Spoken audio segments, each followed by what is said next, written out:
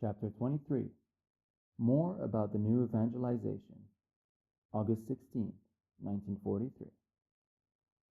Jesus says, I said that my new coming will have a new method and power in keeping with the circumstances. And I explained to you, Maria, what people will be like then. The time of the Spirit must come. Mankind started off from a deep darkness and from a dreadful weight of mud. After losing divine light of its own will by giving heed to the enemy's seduction. The true essence of this seduction is hinted at in the fruit that teaches good and evil, which in other words revealed to mankind what God, for its own good, had concealed from the matter, from the mind, from the heart. How pure, how peaceful, how upright, how godly all of you would have been, had you not bitten to the threefold concupiscence, which is sweet to the mouth, but more bitter to the spirit than the vinegar and gall offered to me on the cross. Fallen from their paradisiacal dwelling on earth, crushed by the revelation of their flesh, desecrated by lust, tortured by the remorse of having caused their own evil, anguished by the conviction that they had aroused God, the Creator's punitive anger. They were but poor animal beings, in which all the lower forces struggled and gained strength. I already pointed out to you, Maria, the difference between the precepts given to Moses and mine. Moses's were necessary, in their provoking crudeness, to curb the tendencies of people who were pieces of flesh, barely moved by souls, wounded to death and stunned in a spiritual coma. The memory of the light lost survived in their soul's depths and led their steps towards the light. It was a very tiring journey, because matter is heavier than the spirit and drags downward. Every so often the goodness of the Eternal One gave mankind beacons for the stormy crossing towards the real light. The patriarchs and the prophets were the beacons of mankind, seeking the harbor of light.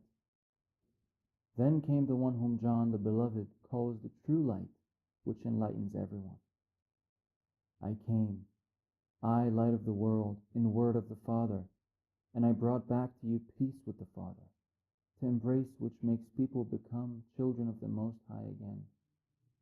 I am the one who rekindled the dying life of your spirits. I am the one who taught you the necessity of being born in the Spirit. I am the one who gathered in my person all the light, wisdom, and love of the Triad, and brought it to you.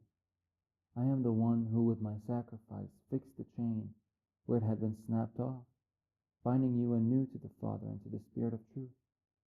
I am the one who, levering on my scaffold, raised your spirits laid low in the mire and gave them a powerful thrust to proceed towards God's light, towards myself who in heaven am awaiting you. Over the centuries, however, few in the world have benefited from it because the world has been preferring darkness to the light more and more. I, with my atrocious death, have obtained for you the coming of the perfect Spirit, but over the centuries, mankind has rejected him more and more, as it has rejected me, as it has rejected the Father. Think of a liquor being purified. What is heavy drops to the bottom, and the clean parts rise. Same thing, throughout the centuries, has been happening to mankind. Those who wanted to remain flesh and blood have fallen lower and lower, while those, the aristocracy of my flock, who wanted to live in the Spirit, have become more and more spiritual. In the middle are the nameless lukewarm. There are two contrary mass movements. One group, unfortunately the larger one, absorbs Satan more and more and sinks below the level of beasts. The other group, the smaller one, absorbs Christ more and more. It feeds on his word, which for 20 centuries has not been silent, and so it becomes more and more able to understand the Spirit. When I use special means, it is to hasten, because time is getting short. The fullness of the teaching of the Word and the fullness of the spiritual formation of the real disciples, the real subjects of Jesus Christ the King. I am not King of the Jews, as was ironically said and written by a weak man who thought he was strong with his poor power. I am King of the world before the judgment of the world. Mankind, proceeding towards the last hour, must achieve spirituality. But understand me, Maria, God is Spirit, Satan is Spirit. God is Spirit of perfection, Satan is a spirit of sin. The mass is split in two of its own will, which God respects. All follow the side of their choice. The children of the Most High and my brothers and sisters choose God's side, and out of love for us, spiritualize the flesh. Satan's slaves and the beast's offspring choose Lucifer's side, and for the sake of the slavery which they themselves wanted, they kill the spirit on their carnality. They turn their spirits into foul and disgusting flesh and blood. I will reign over and in the spirits having reached that maturity which today is that of individuals, and then will be that of the whole mass of real Christians.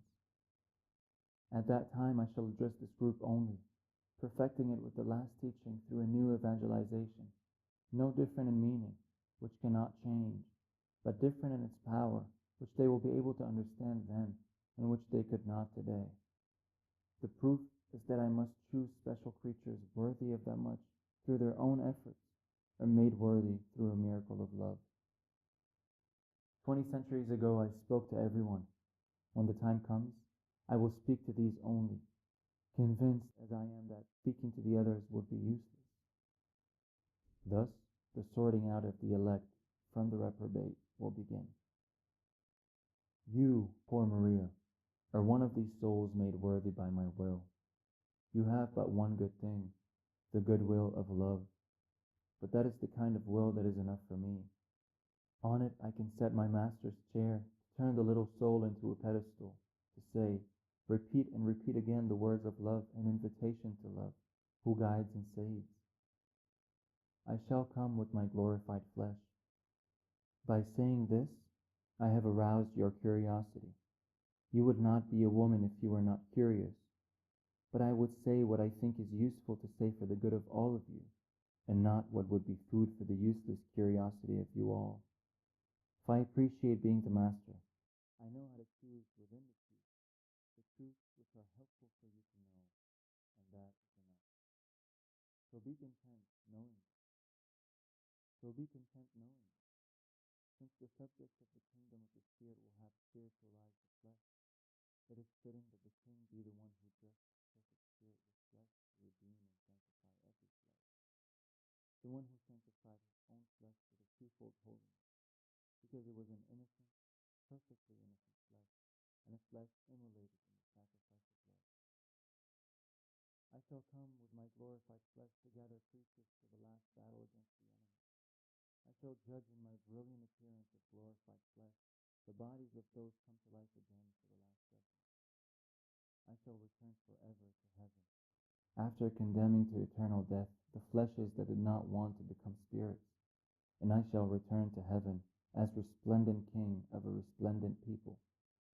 In these, the work of the Father, of the Son, of the Spirit shall be glorified with the creation of the perfect human body, such as the Father made it in Adam.